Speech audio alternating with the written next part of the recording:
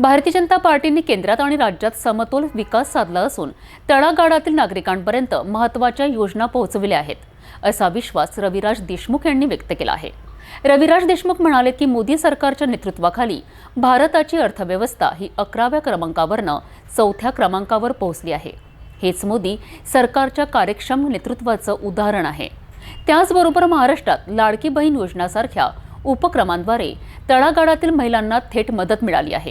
केंद्रातील माननीय नरेंद्रजी मोदी यांच्या नेतृत्वातील सरकार सातत्याने जनतेचं हिताचं काम करत आहे, शेतकरी हिताचं काम करत आहे, शेतमजुरांच्या हिताचं काम करत आहे।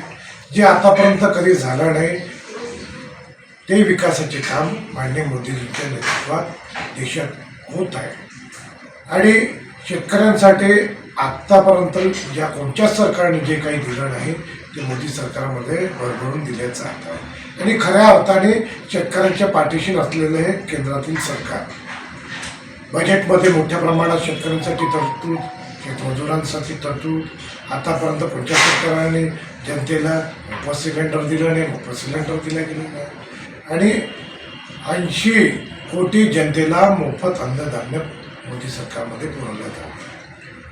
म्हणजे तळागाळातील जनतेपासूनचं इन्फ्रास्ट्रक्चर एवढं डेव्हलप केलेलं आहे की भारत हा जगातली 3ऱ्या नंबरची अर्थव्यवस्था म्हणून पाहते, आज 4थ्या नंबरची अर्थव्यवस्था। मोदीजींच्या या 11 वर्षाच्या कारकिर्दीत भारत हा 11व्या नंबरवरून 4थ्या नंबरवर आलेला आहे। काही महिन्यातच 3ऱ्या नंबरची अर्थव्यवस्था होत आहे। यात एकच